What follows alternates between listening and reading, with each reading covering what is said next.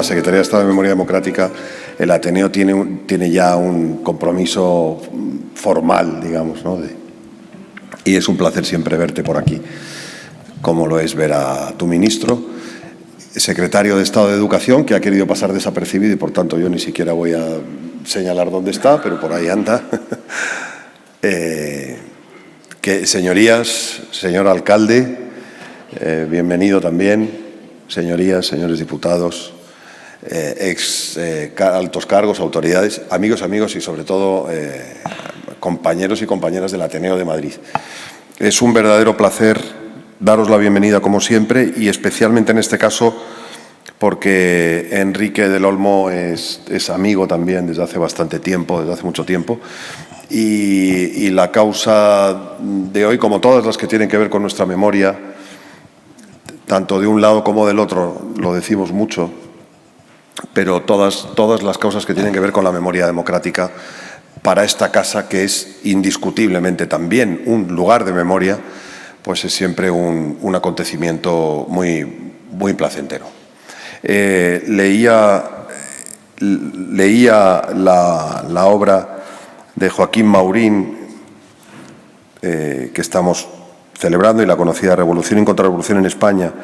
Dice él mismo, cuando prologa la enésima edición, dice que fue escrita al calor y a la sombra de los acontecimientos revolucionarios de 1934. Y cuando uno revisa el texto, cosa que yo he hecho, yo no lo había leído, por tanto no lo he revisado, lo he visitado por primera vez en los últimos días, y hay unas referencias maravillosas por lo que tienen de actuales a cómo el fascismo va acercando, o en aquel caso ya había acercado sus fauces a Europa, y cómo él temía que el fascismo finalmente, como así sucedió, llegara a España, ¿no? Y explica, con ojo de sociólogo prácticamente, la verdad es que es para un sociólogo como un servidor, un modesto sociólogo como un servidor, es ese ojo clínico que Enrique señala en su obra, en sus reflexiones sobre el autor.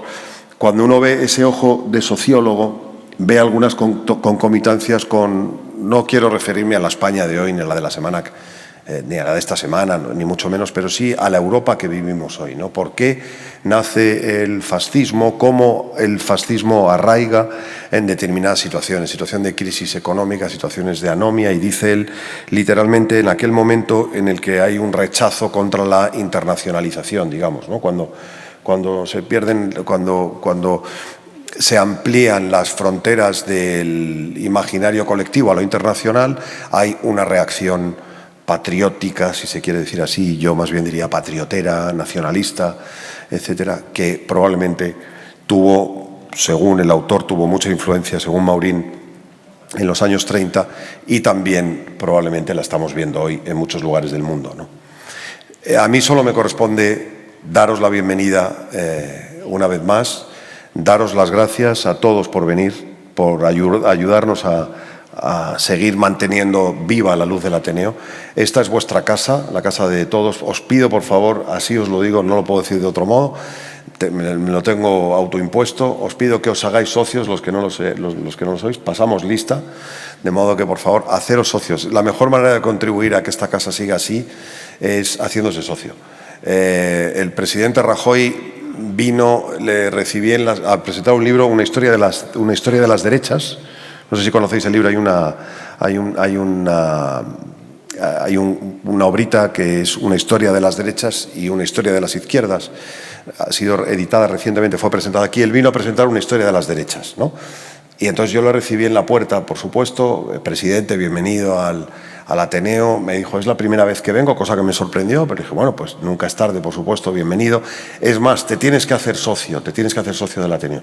Y me dijo, me haré socio del Ateneo. Le dije, son socios del Ateneo ya los reyes de España, desde Alfonso XIII, desde Alfonso XII, perdón, y son socios del Ateneo todos los presidentes del gobierno, solo faltas tú, le dije. Me dijo, no, me hago socio por seguro y mañana mismo me hago socio. Entonces entramos en la cacharrería, la sala que tenéis aquí al lado, que luego podéis visitar, y doy la bienvenida a Rajoy. Señoras, señores, queridos amigos, tal, aquí el presidente Rajoy viene a presentarnos, no sé cuántos, y Rajoy toma la palabra y dice, ¿cómo será, señor Arroyo, mi compromiso con el Ateneo de Madrid, que me voy a hacer socio sin saber cuánto es la cuota? Bueno, pues yo os pido a vosotros y a vosotras que os hagáis socios, aun sabiendo cuánto es la cuota, que ya veréis que es barata. Muchísimas gracias y bienvenidos todos. Gracias.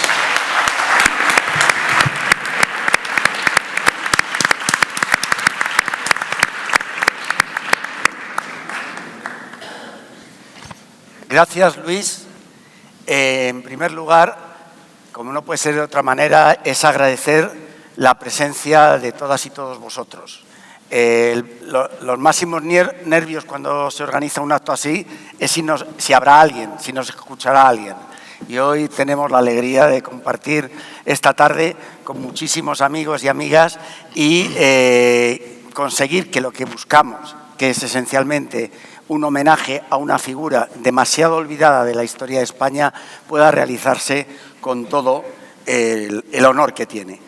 Quiero también agradecer a los ponentes que se han mostrado desde el principio dispuestos a participar junto a nosotros y también iban a haberse acercado también dos ministros del Gobierno actual, Miquel Iceta y Pilar Alegría. La situación les lleva a tener que estar en la sala de máquinas, con lo cual les transmitiremos las cuestiones que charlamos por aquí. Y quiero agradecer mucho a Luis el ofrecernos el salón de actos, el aula mayor del Ateneo, porque de inmediato le atraqué en una fila que estábamos haciendo para una votación y de inmediato me dijo que sí. Y a partir de ahí la carga de la dificultad pasó a la Fundación Andreu Nin. ¿Cómo llenamos el aula mayor del Ateneo? Y esto ha sido más de 2 meses de trabajo para lograrlo. El Ateneo y la Fundación Andreu Nin tienen una estrecha relación. De hecho, nosotros nacemos a raíz de unas jornadas que sobre los sucesos de mayo del 37 se realizaron en mayo de 1987. En una sala de arriba, en la anterior estructura del Ateneo, nos encontramos, para muchos por primera vez, otros ya los conocían, con viejos compañeros y militantes del POUN. Recuerdo a Emma Roaca, a Enrique Rodríguez Arroyo, a María Teresa García Banús, a Francesc de Cabo. Y de ahí surgió la idea que luego empezamos a madurar y desarrollar con otros compañeros de la lucha antifranquista, como Jaime Pastor, Manolo Garí, hasta darle forma definitiva a la Fundación, que se legaliza en octubre del 87. Múltiples actos de la Fundación han sido realizados en esta casa. En los últimos tiempos son muchos, pero recordaría 3. Uno sobre mujeres libres, que dio lugar a una publicación de un libro. Una segunda serie de actos de gran importancia y que es un viejo proyecto de la Fundación, que es sobre la cultura obrera, algo extraordinariamente olvidado, la capacidad de ver el mundo, de concebir el mundo, de constituir el mundo por parte de la clase obrera en los años 20 y 30, y es un proyecto que tarde o temprano realizaremos también en forma de publicación. Y el último fueron los actos sobre el aniversario de la Comuna de París. Y hubo un acto al cual yo quiero referirme porque fue en esta sala y fue un acto extraordinariamente emblemático en junio del 2012, que fue un homenaje colectivo a la figura de Andreu Nin. Igual que en el juicio que se celebró en Barcelona contra los dirigentes del POUN, en aquel acto plenamente unitario, conducido por Paco Lobatón, presentado también por el presidente del Ateneo, Carlos París, en aquel momento, en esta esquina figuraba una silla y una rosa roja y el retrato de Andreu Nin, que era la forma en la cual los dirigentes del POUN acudieron a su juicio en Barcelona ante la no presencia, secuestro y asesinato de Andreu Nin. Maurín es una figura que en relación al Ateneo tiene un momento importante, un momento culmen. Precisamente celebramos ahora el 50 aniversario de su fallecimiento. Él falleció el 5 de noviembre de 1973 en tierra extraña, como diría la copla, en Nueva York. Y el 8 de junio de 1931 dio una conferencia, que es la foto que tenéis ahí de fondo, en este Ateneo y en esta sala. El 14 de abril, estamos hablando del 8 de junio, el 14 de abril del 31 se había proclamado la República. El presidente de la docta casa del Ateneo era Manuel Azaña. Y Manuel Azaña inició un proceso de apertura en relación a los grandes problemas que tenía el país, de forma inmediata urgente. Hubo un ciclo de conferencias, fijaros, la República se proclama en abril y ya en mayo, el 14 de mayo, se inicia una serie de conferencias sobre qué tema, algo muy actual, sobre Cataluña. La protagonizaron Rafael Campalans, Miguel Vidal y Guardiola, de Servicio de Estudios del Banco de España, que dijo una frase que también hoy es absolutamente actual. Dialogamos para comprendernos. Después fue Carles Pi i Sunyer y Carlos Soldevila el 4 de junio, donde dijo también otra frase muy actual. La oficialidad del catalán no representa rompimiento alguno con España.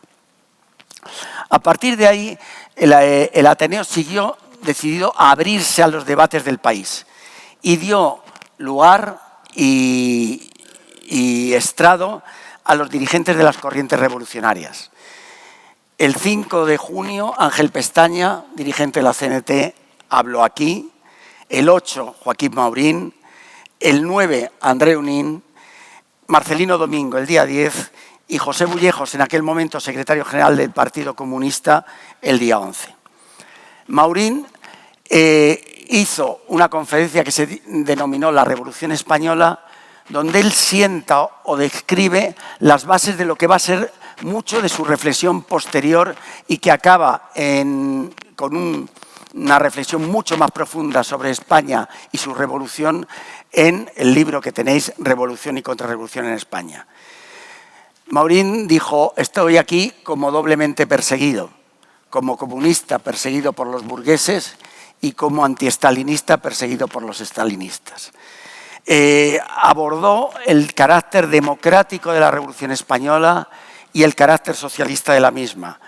Una revolución que señalaba, y esto en el lenguaje de la izquierda, al menos desde hace muchos años, hemos perdido esta referencia, típicamente española. Es decir, no es el calco de ninguna revolución existente, sino la que seamos capaces de construir nosotros. Y puso sobre el tapete los grandes problemas a resolver. La tierra, la iglesia, la burocracia alfonsina que todavía pervivía, el problema nacional, y dijo esa famosa frase sobre somos separatistas, no de España, sino del Estado monárquico que pervive. En última instancia, Maurín, en su conferencia, también con la sala repleta, hizo una referencia a los militares que habían pasado al lado de la República y de la Revolución, como García Miranda. Esta conferencia tuvo repercusión en prácticamente la totalidad de prensa, La Libertad, El Sol, La Voz, La Tierra, El Heraldo, El Adelanto. Y muchos comentarios negativos, exactamente igual con la forma que hoy también vivimos, donde, por ejemplo, un redactor del Adelanto acaba refiriéndose a las conferencias de Nin y Maurín diciendo ellos mismos se destruirán con su prurito corrosivo. Es decir, exactamente no eran frases conciliadoras al inicio de la República. Pero voy a acabar, porque mi presentación, más que intervención, es una presentación de lo que vamos a escuchar, sin embargo, con un mensaje no solo positivo, sino una descripción de cómo un periodista percibió a Maurín aquel día. Es un redactor de La Tierra, donde dice, juventud estudiosa, tenía 35 años, hoy ya no sé si nos parece tan joven, temperamento brioso de ímpetu pero lógico, sobre el impulso juvenil el razonamiento frío, no como freno sino como espuela que le empuja al ataque a fondo, a la lucha mortal, ironía tajante que hiere en lo hondo y conocimiento perfecto del problema español, tan complejo e interesante. Maurín demostró calar profundamente en el alma española, en llegar a la médula de las inquietudes peninsulares.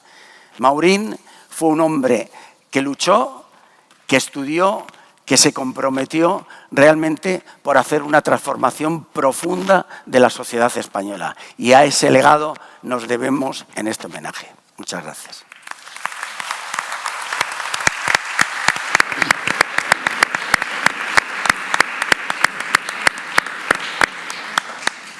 Y a continuación va a intervenir alguien que también es otro de los culpables de que hoy estemos aquí. De que hoy estemos aquí y que muchos, miles y miles de personas a lo largo de todo el Estado español estén activando, luchando por la memoria. Es Fernando Martínez, secretario de Estado, y yo casi diría el primer activista del Estado por la memoria democrática. Fernando. Bueno, buenas tardes.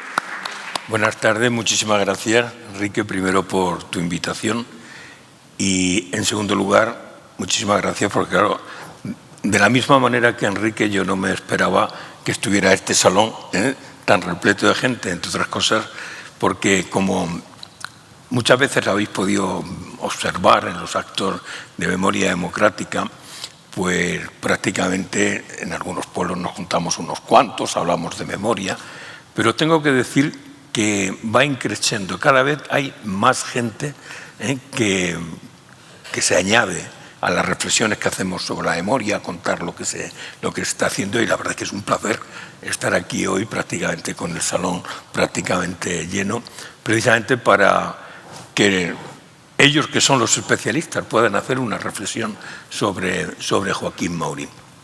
Para mí os puedo decir que es un placer, como secretario de Estado de Memoria Democrática al Gobierno de España, sumarme a este homenaje que se le rinde aquí hoy a Joaquín Maurín, especialmente con motivo del 50 aniversario de su muerte en el año 73 en Nueva York. Y es un placer por muchas razones. En primer lugar, porque hemos contribuido también a dar a conocer más la figura de Joaquín Maurín. Joaquín Maurín fue una de las figuras más creativas, bajo mi punto de vista, pero también desconocida y condenada al silencio, pero de las figuras más creativas de lo que es la historia del movimiento obrero español. Yo diría incluso que tras Pablo Iglesias y Anselmo Lorenzo puede haber 4, 5 o 6 figuras muy conocidas del movimiento obrero español, e incluso se ha llegado a decir que entre ellos está Joaquín Maurín. No hace mucho leía en algún periódico, me parece que era Público, que decía que esas figuras podrían ser Andreu Nin, que está con nosotros, podría ser Virginia González, socialista de la huelga revolucionaria en el 17 y luego del Partido Comunista, podría ser Ángel Pestaña y podría ser Salvador Seguí. Yo coincido con esa idea, después de haber leído bastantes cosas de Joaquín Maurín. Cuando leí este comentario en el Diario Público, digo, bueno, pues hace mucho tiempo que no refresco las cosas leídas de Maurín, pero estoy de acuerdo con esa apreciación. Joaquín Maurín, por tanto, es una de las personas más creativas, y me parece que el homenaje que se está rindiendo en este momento, los actos que se han hecho en Zaragoza, en Huesca, que se han hecho en tu pueblo, en Bonansa, el pueblo de Joaquín, son actos que merece la pena. Entre otras cosas porque creo que en estos momentos hay que hacer un reconocimiento y una reparación a Joaquín Maurín. Primero, por toda su trayectoria sindical, política, por todas sus ideas. Es podemos decir, uno de los grandes pensadores teóricos de lo que podía ser la traducción en la tradición republicana, socialista, libertaria y del comunismo, en ese caso de un comunismo disidente del estalinismo, y creo que es una de las figuras que mejor conoce la historia de España. Yo siempre recuerdo cuando Ruedo Ibérico publicó en el año 65 Revolución y Contrarrevolución en España, se me quedó grabado realmente el análisis que hacía en la introducción de este texto, ¿no? Que no era otra cosa que el libro que había escrito Maurín sobre la segunda revolución, ¿no? Entonces me causó siempre una gran admiración y lo que significaba, lo que reflexionaba, los análisis y especialmente esa trayectoria vital, hasta tal punto que me llevó de alguna manera a profundizar en la historia del Partido Obrero de Unificación Marxista, en mi análisis de historiador, y no solamente eso, sino también a conocer a Willebaldo Solano. Tuve la oportunidad de conocerlo y echar algunos ratos con él para preguntarle muchas cosas del Partido Obrero de Unificación Marxista. Bueno, siguiendo echando el camino hacia atrás del Bloque Obrero y Campesino, echando el camino hacia atrás cuando era secretario general de la CNT, cuando había estado en el Partido Comunista, había estado al frente de la Federación Comunista Catalano-Balear, y bueno, ver con qué pasión, pero también con qué situación de realidad abordaba todo el planteamiento organizativo de todos estos de todas estas instituciones, partidos políticos, sindicatos, etcétera, con la idea, bajo su opinión, de convertirlos en herramientas sindicales y políticas que pudieran transformar una realidad que necesitaba en ese momento este país, hacer cambios profundos. La verdad es que siempre me llamó la atención la idea de lo que he leído también por ahí, me parece que se lo leía a Pisarello no hace mucho, hace unos 3 o 4 años, escribías algún artículo al respecto de Joaquín Maurín y hablaba, si no recuerdo mal, del enigma Maurín. Siempre a mí me había llamado muchísimo la atención el tema del enigma Maurín, porque claro, conoces bien su trayectoria desde el año 17 en adelante, o conoces bien esa idea que los que hemos trabajado como historiadores, el republicanismo, veíamos que era un republicanismo que tenía de frontera, que recogen ideas libertarias de Ferrer Guardia, recogen ideas de Costa, recogen ideas de Francisco Giner de los Ríos, recogen ideas, bueno, muy diversas que van configurando su propio pensamiento. Claro, lo que siempre había quedado bastante traumático, yo creo que entre todos los, aquí la biógrafa lo conocerá muy bien, entre todos los seguidores del POUM, con todo lo que significaba aquello, la confrontación con el estalinismo del Partido Comunista y tal, es un poco su detención, siempre ya un poco la idea de decir, bueno, ¿cómo pasó?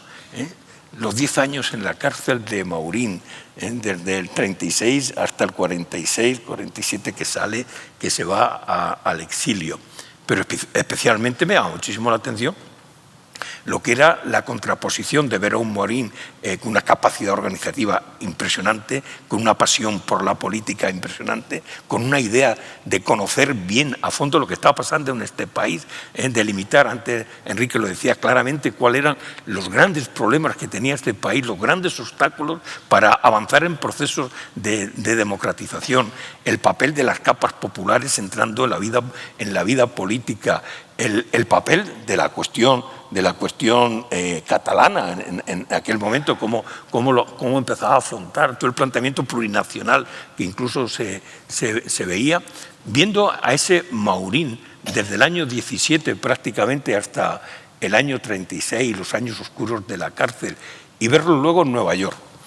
Luego lo ves en Nueva York, ya con sus 51 años, se ha ido al exilio, está allí su familia, y de pronto todo ese activismo político, sindical, político, etcétera, pues va apagándose paulatinamente y nos lleva prácticamente a convertirse en un gestor de artículos de periódicos en una agencia y prácticamente abandonando lo que era directamente la vida política activa, como habían mantenido otros en el exilio, lo había mantenido prácticamente los dirigentes del Partido Socialista, dirigentes de los partidos republicanos, y sin embargo la voz de Maurín es una voz prácticamente ocluida y Eso no quiere decir que los artículos que le pedía a los escritores desde el punto de vista literario, desde el punto de vista más de ideas, etcétera, no tuvieran una línea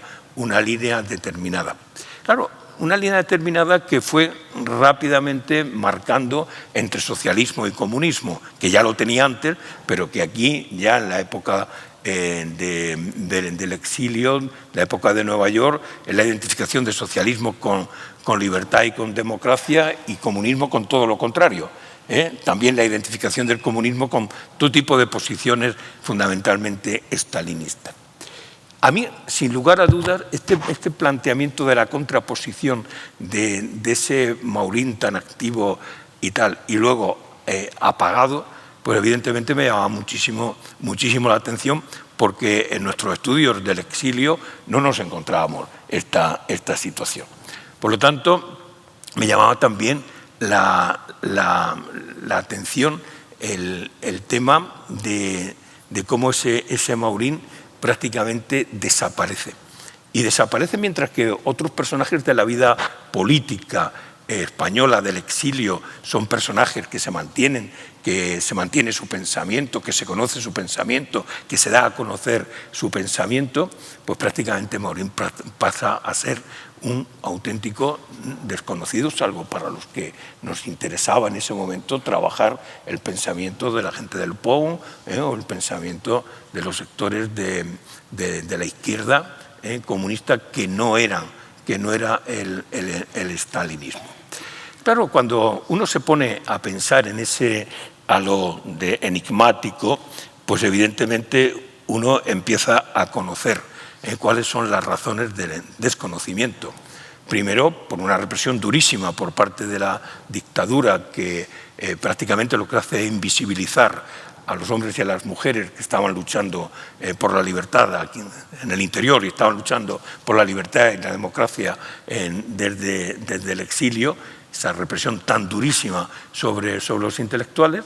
Pero claro, por otro lado, se veía que todo eso estaba teniendo una repercusión, y la repercusión no era otra que la figura de Maurín, que ya de por sí estaba invisibilizada, pues evidentemente pasara a ser incluso desconocida entre el gran público, cosa que no ocurrió con dirigentes del Partido Comunista, o que ocurrió con dirigentes del Partido Socialista, y si me apuráis también con algunos del Partido Republicano, o de los partidos republicanos.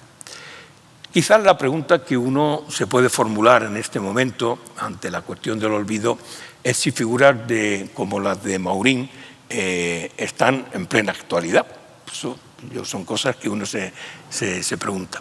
Yo diría que evidentemente la trayectoria, sus análisis, etcétera, fundamentalmente su análisis, pues yo creo, y su visión del siglo XIX y el siglo XX necesitarían matices en estos momentos, necesitarían correcciones, sin lugar a dudas, como todo, porque todo cambia. Es decir, la idea que tenía de las capas populares entrando en la política, en el proceso de democratización, pues evidentemente desde el punto de vista de la actualidad, pues posiblemente ya no es lo mismo.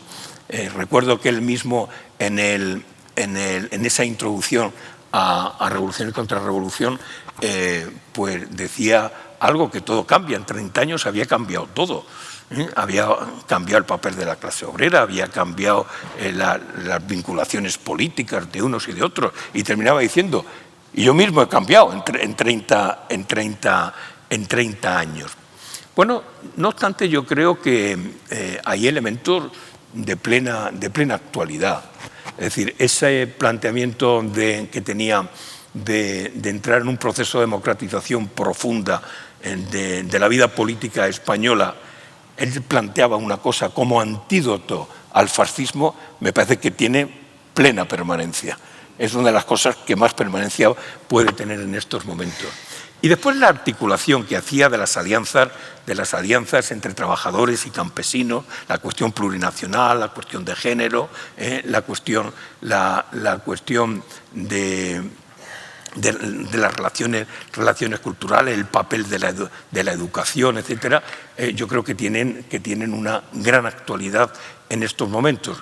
y además en estos momentos en el que estamos sufriendo pues una emergencia de lo que son las extremas derechas, de los nuevos populismos de carácter neofascista, que evidentemente nos tienen que mantener alerta, como mantenía Amorín, o quizá yo creo que él lo hubiera dicho, es decir, que mantenerse alerta frente a todo lo que estamos viviendo, y en estos últimos días en este país lo estamos viendo como una gran amenaza a la propia democracia. Yo creo que eso también es algo que podemos mantener desde la idea de Maurín en este momento, junto con otras cuestiones. Yo no os canso más deciros que me parece que reivindicar, reconocer, reparar la figura de Maurín es algo que tenía que hacer la democracia, que lo habéis hecho vosotros, con todo vuestro impulso, pero que sin lugar a dudar ahí nos tenéis a los demás, nos tenéis a la Secretaría de Estado de Memoria Democrática, tenéis al Gobierno de España, que apuesta claramente por ese reconocimiento y esa reaparición a una de las figuras, yo creo que puedo decir, como diría Paco Fernández Buey, una de las figuras más lúcidas del análisis del comunismo español en aquel momento. Así es que enhorabuena por este acto, por este homenaje necesario, un homenaje que es muy adecuado, y reflexionar siempre sobre la figura de Maurín, también como la de Andreu Nin, me parecen de sumo interés para los momentos democráticos y para los peligros que podemos tener, no solamente en España, sino a escala internacional. Nada más, muchas gracias.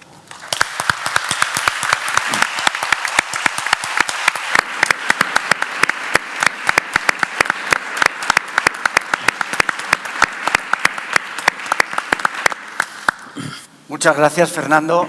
Desde luego, ante tu propuesta seguiremos profundizando en la figura de Maurín y seguro que te embarcamos en alguna nueva aventura necesaria para la recuperación de la memoria.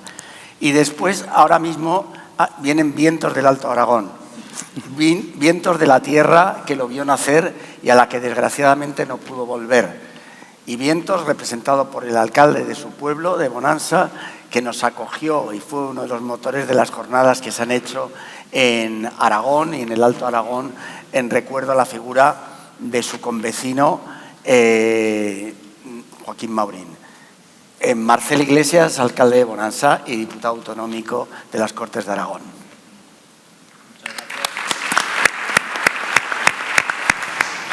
Somos de esa generación que estamos a caballo entre lo digital y lo analógico y a veces nos siguen costando un poco las cosas. Bien, como decía, vuelvo a empezar. Agradecimiento eterno a la Fundación Andreu Nin y a todo lo que supone. Nosotros somos conscientes de que la figura de Maurín es muy poco conocida y al final pensamos, bueno, pues al final una serie de estudiosos, de historia contemporánea, la gente que se ha preocupado más por todos los hechos en España de principios del siglo XX y prácticamente los de su pueblo y la familia. Conocemos a Maurín, casi no hay mucha más gente que conozca a Joaquín Maurín. Y a mí es una cosa que siempre me había parecido curiosísima. Mi acercamiento a Maurín, como el de Anabel, es un acercamiento completamente casual. Simplemente es porque es un personaje histórico que nació en el mismo pueblo del que yo soy. Y cuando tú eres joven y eres pequeño y te empiezan a interesar estas cosas y siempre pues eres un poquito más revolucionario que tus padres, es una cosa un poco natural, descubres que hay un personaje de esa talla en tu municipio y empiezas a leer esos libros. Mi padre es una persona que tenía ciertas inquietudes culturales y tenía y tiene pues todos los libros y todo lo que se va publicando sobre Maurín en casa. Y eso a uno pues le llega y en una infancia y en una juventud lo empieza a ver. Y cuando ve la talla de la persona y se da cuenta del poco conocimiento que hay de la persona, pues evidentemente se empieza uno a hacer muchas preguntas, ¿no? Y empieza a aprender lo que pasa en este país. Y uno piensa, ¿cómo puede una persona nacida en Bonansa? Aquí hay algunos que han estado en Bonansa, porque aquí hay algún héroe de los que estuvieron haciendo las jornadas aquellas, algunos, digo héroes porque tuvisteis que aguantar no solo los soles de justicia, sino todas aquellas carreteras de montaña. Los que estuvisteis sabéis lo lejos que está aquello. Y lo bonito, y lo tendrías que ver ahora en otoño, ahora es espectacular. ¿Sabéis lo lejos que está Gueyo? Bonansa es un pueblo muy pequeñito del Pirineo, como muchos pueblos de montaña de nuestro país, que no tuvo una carretera practicable, normal, como la que tiene ahora, que es una carretera muy pequeñita, pero es una carretera, no tuvo una carretera hasta finales de los años 70. O sea, estamos hablando de un sitio completamente aislado.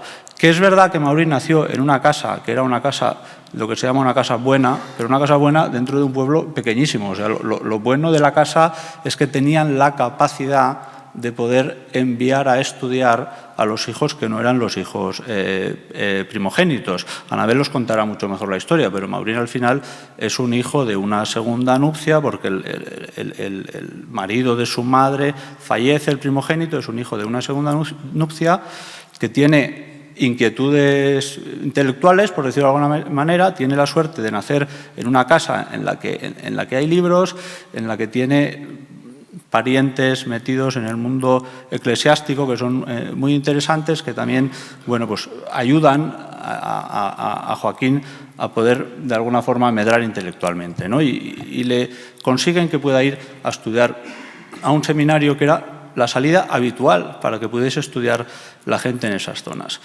Maurín se da cuenta de que eso de la carrera eclesiástica no es lo suyo. Su madre se disgusta, ¿verdad? Su madre se disgusta mucho y consigue poder ir a estudiar a la escuela normal de su capital de provincia, de Huesca. En Huesca coincide con una serie de gente, yo creo que fantástica, Ramón Acín, conocido porque le pagó la película de Buñuel, de Las Urdes, una serie de personajes, Felipe Alaiz, una serie de personajes en el que crean un grupo de personas ciertamente subversivas, ¿no?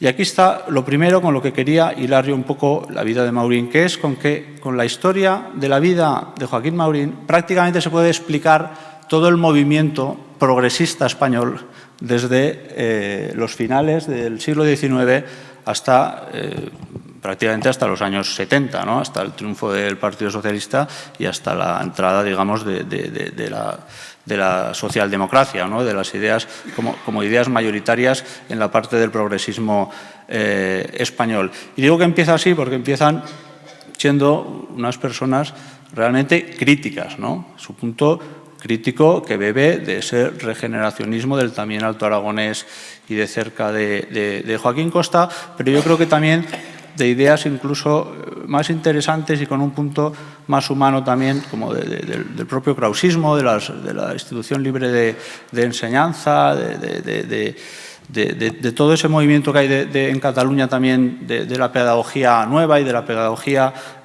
moderna, que le llevan a Lérida, al Instituto Libre de Lérida, fundado por Federico Das, que es una persona que tiene también relación con nuestra zona, con Pont de Suert, que yo me imagino que a través de esos enlaces es como él puede terminar allí. Y yo creo que, claro, durante aquel tiempo pasan cosas que fascinarían a cualquiera. Es que sucede la Revolución Rusa del año 17 y evidentemente cualquier persona con una cierta inquietud y una inquietud crítica se tiene que quedar fascinado ante eso. Y yo creo que eso es lo que sucede, ¿no? Empiezan a tomar una conciencia más allá de lo que es lo crítico y querer que nuestro país se modernice y avanza, y se meten de lleno en lo que sería el movimiento obrero, ¿no? Primero, a través de la CNT, Maurín ya entiende y lo escribe así, que es Barcelona el lugar donde suceden las cosas y donde pueden suceder en nuestro país. Para mí hay un momento maravilloso que sucede también aquí en Madrid, que es cuando Maurín viene al Congreso de la CNT, aquí en Madrid, vestido de militar, porque está haciendo la mili. Digo, esto, yo no sé si, no creo que haya foto de ese momento, ¿no? Pero yo creo que sería una cosa para verla. Si no me equivoco, conoce ahí a Nin, al que será su gran amigo. Y entonces, comienzan ese periplo del sindicalismo, van a Moscú, tratan de convertir a la CNT en un elemento revolucionario organizado, cosa que no consiguen, que no consiguen. Pero bueno, todo ese movimiento que a partir de ahí es mucho más conocido lo que sucede.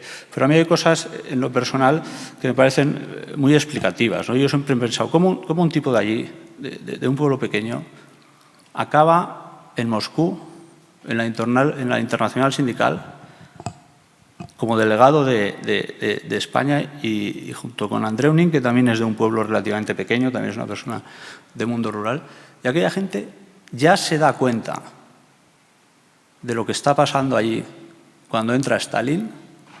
Aquella gente ya se da cuenta en ese momento, y a toda una parte del movimiento obrero español y sobre todo del movimiento comunista español les cuesta décadas entender que no está bien lo que está pasando, que aquello no es socialismo, que aquello es otra cosa, que no se puede sustituir una dictadura por otra, ¿no?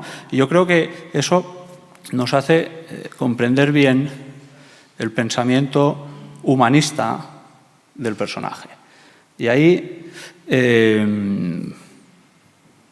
entronca muy bien con esa cierta tradición también del obrerismo español de no ser muy ortodoxo, ¿no? Y entronca un poco con toda esa parte humanista. Y al final yo creo que la persona que va pasando, él va pasando por estas fases. Llega un momento, bloque obrero y campesino, lo contará bien Anabel, Partido Obrero de Unificación Marxista, llega un momento que son los líderes o de los líderes más importantes del comunismo en Cataluña y también en parte de España. Maurín empieza a organizar la revolución y se empieza a dar cuenta de que si la revolución no triunfa, la contrarrevolución va a ser todavía mucho más dura. Y en aquel momento llega el fatídico año 36, y a Maurín lo coge en Galicia.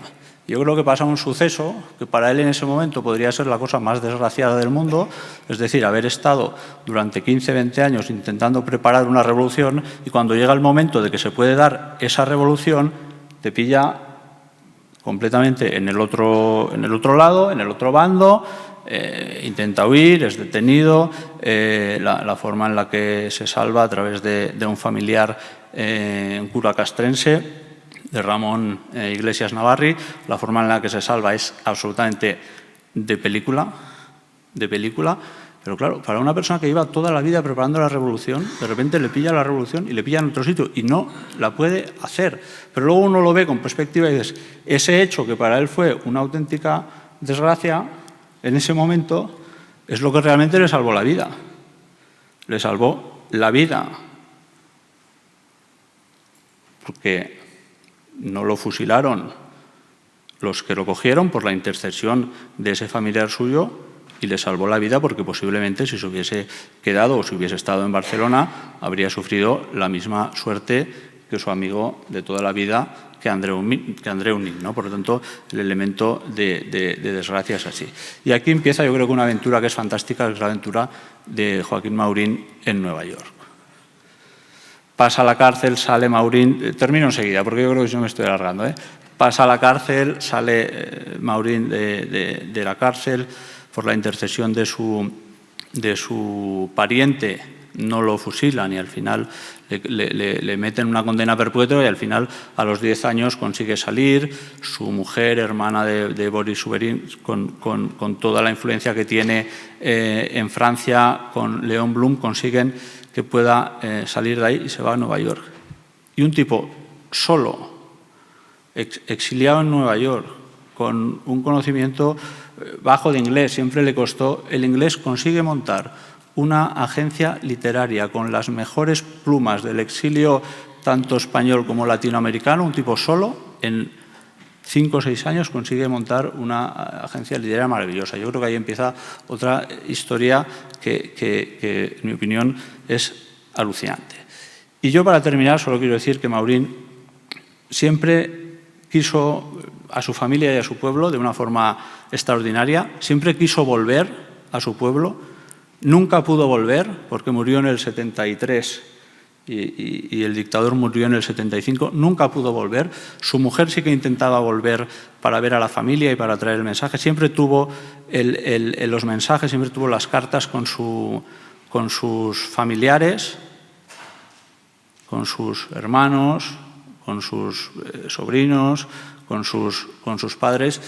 Y él no pudo volver, pero sí que volvió de una manera literaria en su autobiografía, en Algol, que yo la recomiendo porque en Algol se explican muchas cosas y Maurín es donde realmente al final se suelta y saca cuál es su vida.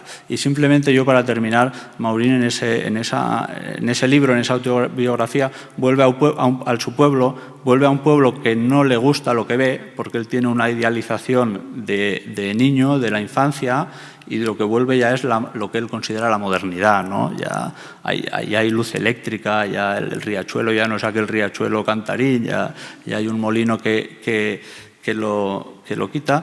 Y también vuelve a su tiempo aquí, en Madrid, al Hotel Mora, donde he tenido el honor y me hace mucha ilusión de alojarme. Y cuando me he alojado y he entrado en la habitación da al Jardín Botánico. Y está precioso con el otoño. Digo, pues es que esto aquí, Maurín estaba en el sitio, yo creo que más cercano casi que podía estar a su Pirineo natal, a su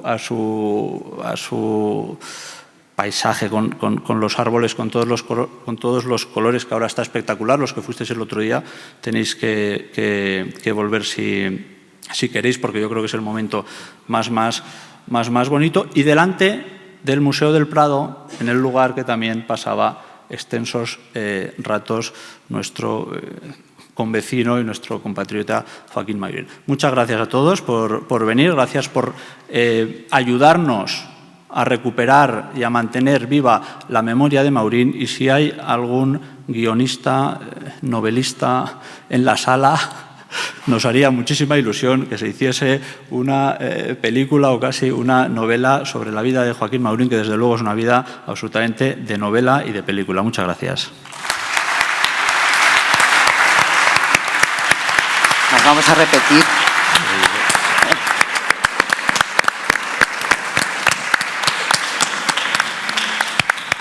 Bueno, con este flash publicitario de Bonanza que ha metido Marcel, yo hago otro flash publicitario en el libro. Los alcaldes nos vienen el contrato, tenemos que vender el pueblo.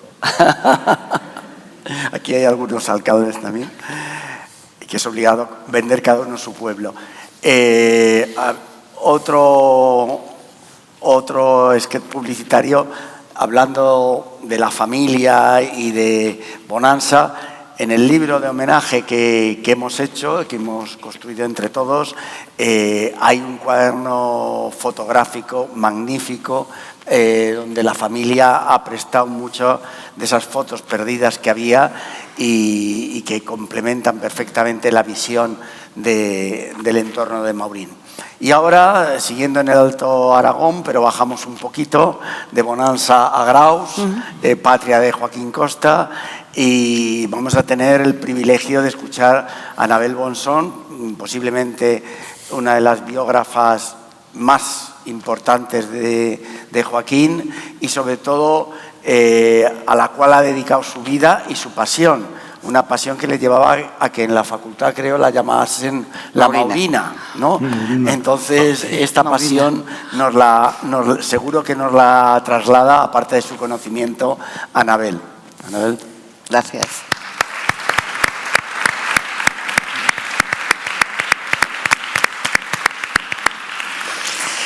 Bueno, es un placer y un honor poder recordar aquí nada más y nada menos que en el Ateneo de Madrid a Joaquín Maurín, 50 años después de que su corazón, no su vida, dejara de latir, un 5 de noviembre de 1973, tras su fructífero exilio neoyorquino. El mismo año, bajo el que se perdían, bajo el nombre de Pablo, 3 exponentes cruciales de las más reconocidas artes: Picasso, Casals, Neruda y un Salvador, Allende. Contar la peripecia vital y la significación de Maurín en 15 minutos no es tarea fácil, pero lo voy a intentar, aun a riesgo de obviar muchos matices pues suculentos y determinantes, ¿no? Porque su vida entera, como ya se ha comentado, da para mucho más que para una novela o para una serie de Netflix, y porque pareciera en algunos momentos de su vida que la realidad supera la ficción, en su caso, como el de tantos luchadores por la libertad del tumultuoso siglo XX, ¿no? Hace tiempo conviví estrechamente con él y con sus circunstancias durante casi 3 años y le dediqué más de 400 páginas cuando, salvo en Cataluña, casi nadie le conocía, ni siquiera en su Aragón natal y tampoco en ámbitos académicos, porque 40 años de ominosa dictadura habían conseguido represión y silencio y porque, como sabemos, el POUM había sido también borrado de los libros de historia y porque que un carismático líder obrero como él se salvara durante la guerra no era heroico y seguía siendo motivo de controversia, de infundios y imagino que de un gran dolor personal. Desde variadas fuentes y recorridos, desde la perspectiva crítica o los rigores del análisis, sumergirme y elaborar una biografía de Joaquín Maurín pues fue un auténtico privilegio y, sobre todo, supuso un intenso aprendizaje porque no solo porque su trayectoria sea un magnífico hilo conductor del movimiento obrero español de los años 20 y 30, o porque sus libros y escritos se encuentren entre los mejores análisis marxistas del momento, sino por los aspectos más personales, aventureros e íntimos también de su periplo vital. Por todo ello, se trataba de averiguar una historia individual solo explicable a partir de coordenadas generales, porque Maurín fue tan hijo de su tiempo histórico como eje protagónico de sus encrucijadas y convulsiones.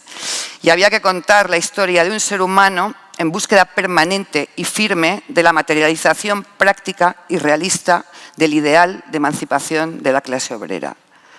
La esencia misma de la izquierda internacionalista, el gran sueño de la fraternidad humana, en la cabeza de un alto aragonés universal y siempre tenaz, honesto, perspicaz, firme, flexible y original.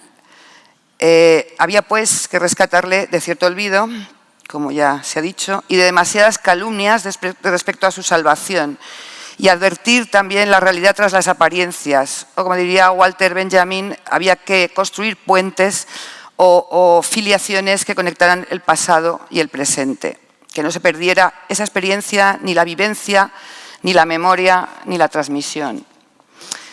Entonces, la empatía con este actor social fue inevitable desde el principio y a ella contribuyeron sus nunca olvidadas raíces altoaragonesas, las de Maurín, la endogamia y los parentescos propios del Pirineo aragonés, cuyas redes fueron las que, sin duda, le salvaron la vida en los momentos más difíciles. Aquello que se llamó el enigma, Joaquín Maurín, en plena guerra civil, queda explicado por su viuda, pero después las fuentes procesales y otros documentos privados venían a corroborar cómo Maurín se salva gracias a un primo suyo, Ramón Iglesias Navarri, confesor y amigo de Franco, entonces comandante jefe de los capellanes castrenses de Franco y más tarde obispo de la Seu d'Urgell y copríncipe de Andorra. Gente importante en Bonanza. La investigación sobre los orígenes de Maurín exigía remontarse hasta el año 1896 y situarse en el entorno socioeconómico de Bonanza, un pueblecillo del Pirineo aragonés a caballo entre Aragón y Cataluña, tan fronterizo como su propia personalidad, y en la mansión solariega en la que nació. Y allí, la estrecha convivencia de los numerosos miembros de su familia, entre los que siempre hubo abundantes sacerdotes, fruto de una larga tradición clerical, con los asalariados, las criadas, las costureras, las niñeras, los jornaleros, o las también ilustres visitas que podían recorrer la capilla y la bien dotada biblioteca de Casa Navarri, acompañaron los primeros pasos del hoy homenajeado. La devota personalidad de la madre y el liberal y casquivano carácter del padre, que era un criado de la casa, segundas nupcias, ¿no? Acompañaron los primeros pasos de Maurín, ¿no? Y todo ello influyó tanto en él como las desigualdades sociales también supongo que palpables entre los braceros y los miembros de su muy acomodada familia campesina que daba pan y trabajo a toda la comarca. Pero en aquel momento, aquel inteligente e introvertido tercer hijo andaba encaminado hacia el sacerdocio, vocación que abandonó tras su segundo curso en el Seminario Conciliar de Barbastro, donde se encontraba su tutor, quien años más tarde le salvaría la vida. De este modo se intuía cómo las raíces radicalmente éticas y radicalmente puritanas aprendidas en su más tierna infancia no solo iban a ser fundamentales en sus actitudes personales y en su devenir, sino que no le iban a abandonar nunca. Aquel paisaje, aquellas gentes, su madre, su familia, la seguridad del origen, permanecerían para siempre como la mejor referencia de pureza y autenticidad, presente siempre en sus escritos carcelarios y retocados en el exilio. O sea, aquella especie de Arcadia recuperada en Algol, la novela que de alguna manera cuenta su vida y que se publicó post-mortem. Su drama aparece ahí, su comedia, su mordacidad y la proyección de sus sueños y todo su acervo cultural compendiados, ¿no?, en una especie de alter ego, un trasunto de su propia vida, ¿no? Pero bueno, volvemos a la línea biográfica, ¿no? Y a sus 15 años, Quinet se trasladó a Huesca, donde vivió los 4 años que legalmente se tardaba en obtener el título de maestro. Y de camino a su pueblo, su hermana María me contaba que visitaba en Graus al ya moribundo Joaquín Costa, su primer y fundamental maestro. Allí se evidenciaba ya la destacada influencia que sobre Maurín iba a ejercer tanto el magisterio de Costa como el agnosticismo de Unamuno y la pedagogía social, el aragonesismo y la rebeldía anticaciquil, aprendida allí de sus amigos Ramón Acín, Jarné, el grausino, Ángel Sanblancat o Felipe Alaiz, quienes junto a Sender iban a formar parte de la vanguardia intelectual del movimiento obrero de los años 20 y 30. En medio de esa emblemática generación de orcenses, Maurín, que es el más joven de todos ellos, escribía a sus 15 años incendiarios artículos en Talión contra la institución monárquica y clamaba contra el nepotismo de caciques en una línea rebelde de republicanismo federalista y anarquizante. Como él recordó en sus inacabadas memorias, la Huesca de mis felices años mozos. Pero bueno, más sorprendente fue también conocer la filiación republicana y aliadófila del Maurín ya maestro en un liceo escolar laico en Lérida que dirigía un amigo de su familia de Bonanza, Federico Godás, también un prohombre del republicanismo social en Lérida.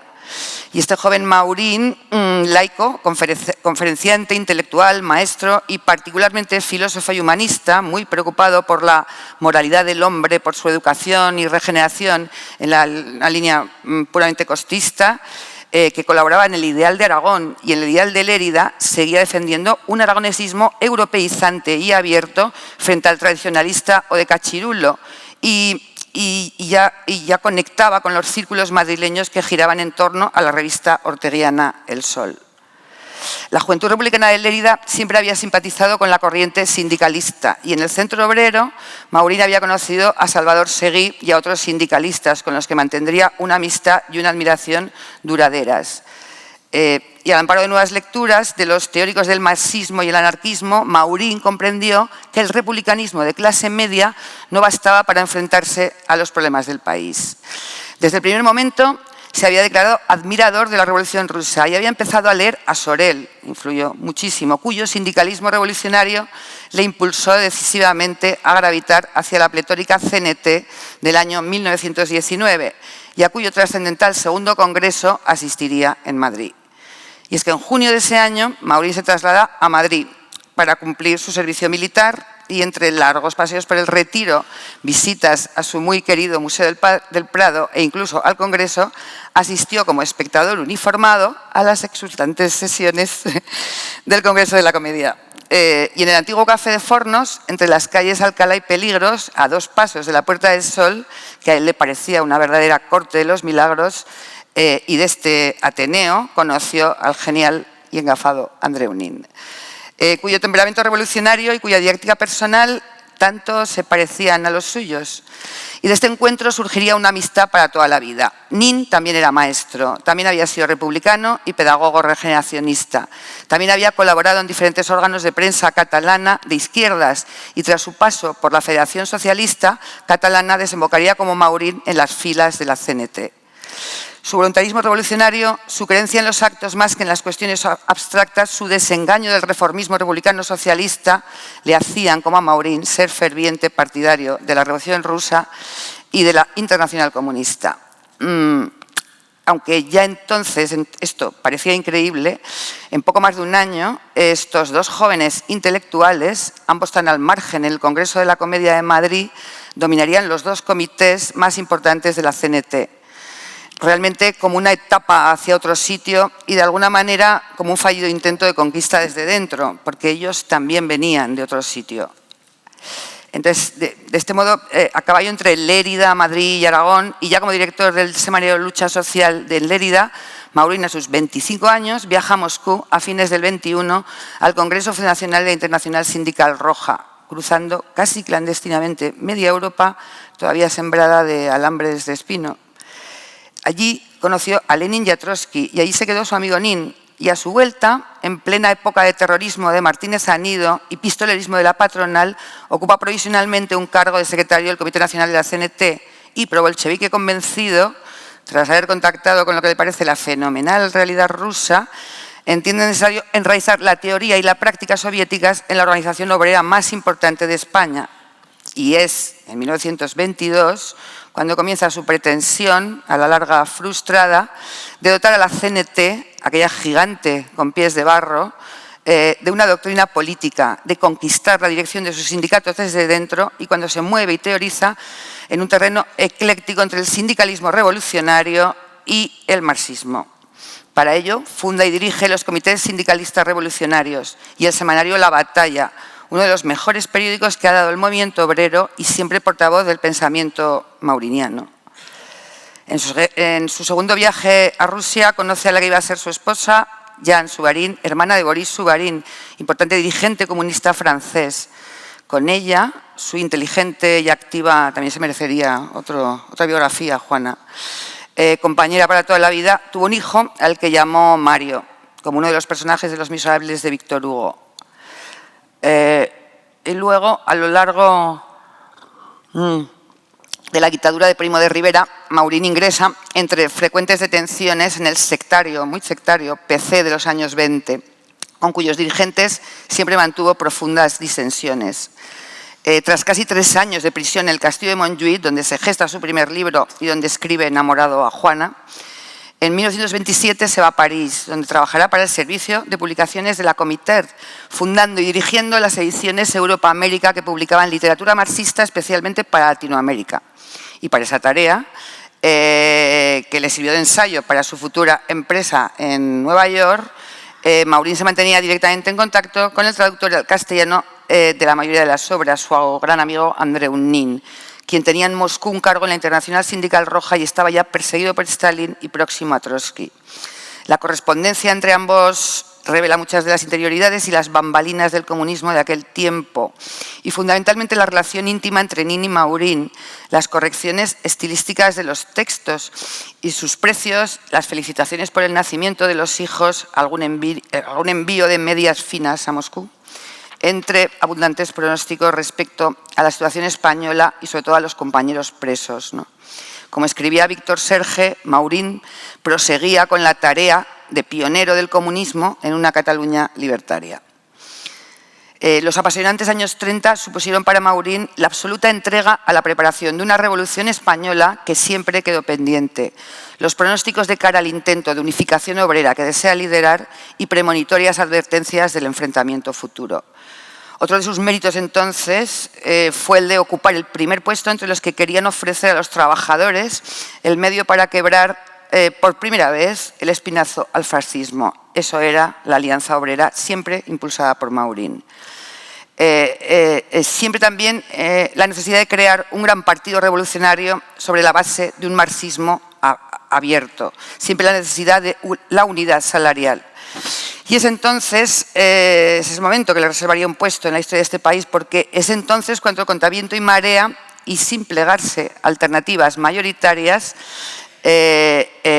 disidente del estalinismo e incluso del trotskismo, materializaría su original pensamiento crítico en 2 organizaciones marxistas propias y autónomas, el Bloque Obrero y Campesino y el Partido Obrero de Unificación Marxista después, que nació de la fusión con la izquierda comunista de Nin, con independencia internacional y proyección nacional. Es entonces también cuando consigue ser diputado en las Cortes del Frente Popular, donde denunciaba en sus intervenciones las limitaciones del gobierno frente populista que no defendía al marginado movimiento obrero y cuando se aproxima al ala largo caballerista del PSOE para ampliar la unión marxista contra el fascismo.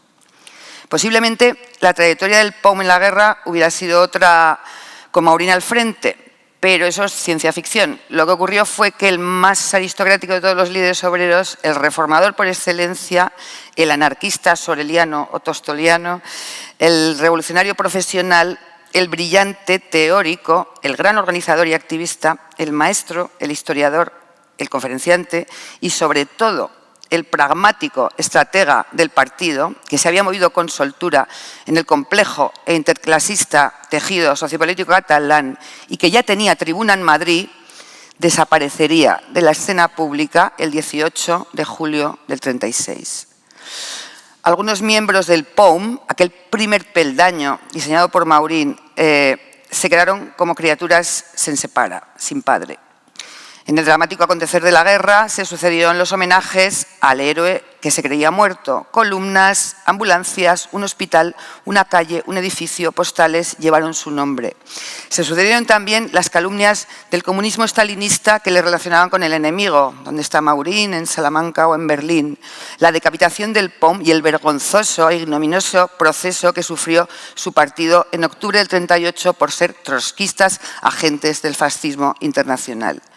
El asesinato de Nin, ordenado por Stalin, mientras su hermano Manuel moría torturado en las jornadas de mayo del 37 en Barcelona. Y su hermano Ramón estaba preso en la cárcel de Benabarre por ser hermano de Joaquín y moriría poco después en Bonanza.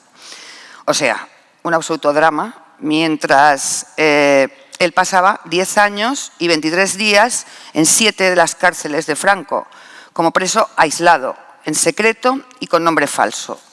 En Burgos y sobre todo en Salamanca era Máximo Uriarte Ortega de Portugalete, que son las iniciales del POUM al revés, era Máximo el de la 14.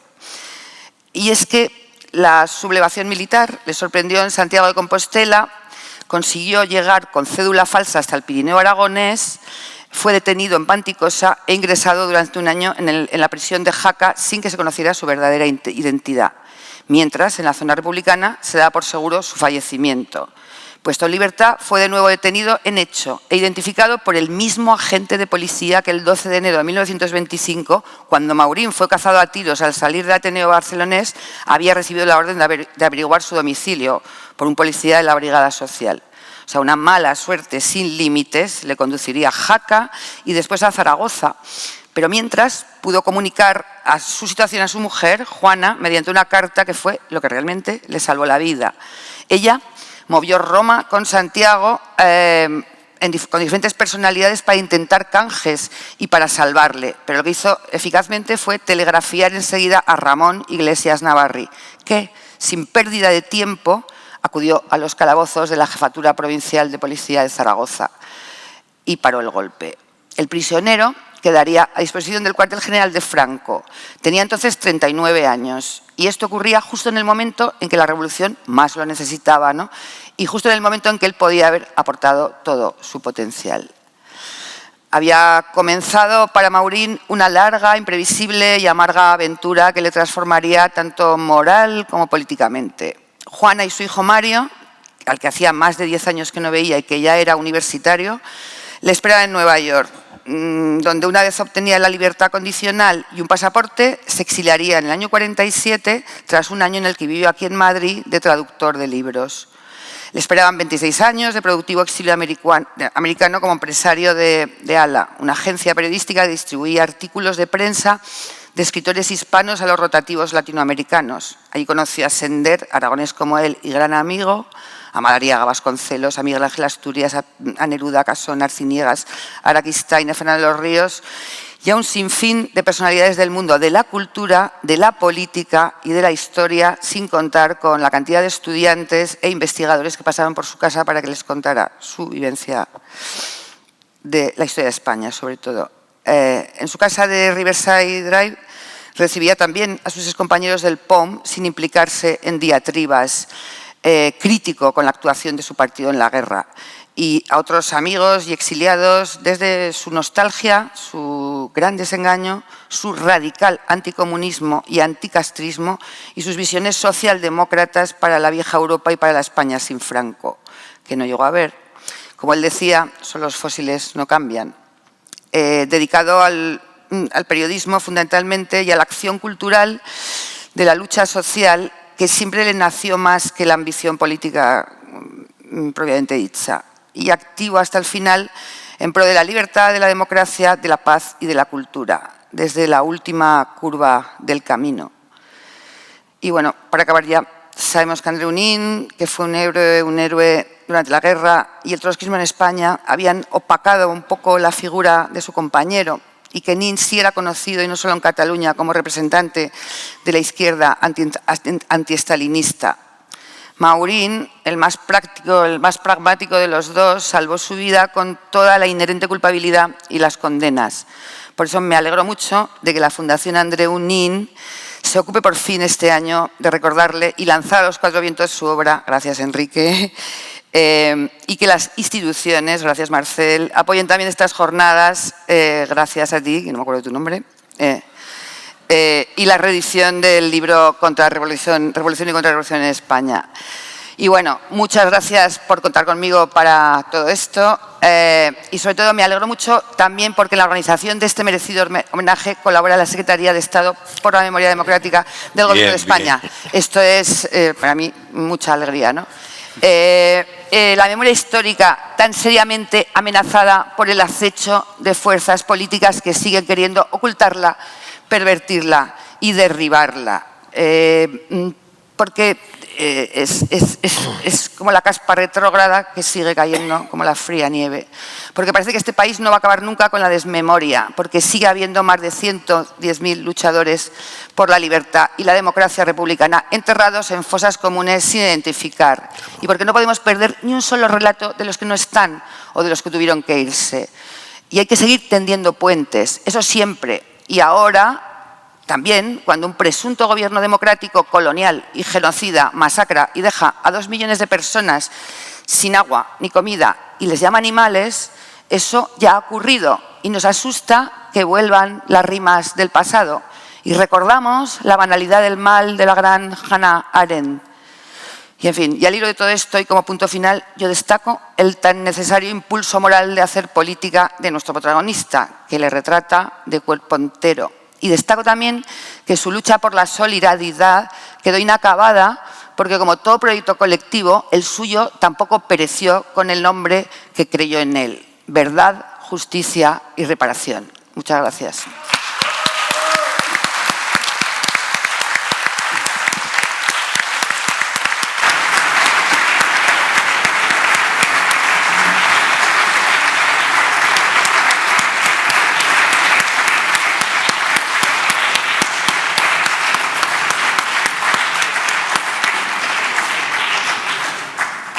Ya os decía yo que Maurina iba a ser apasionada. Nos lo ha transmitido. Gracias, Anabel. Es que si nos...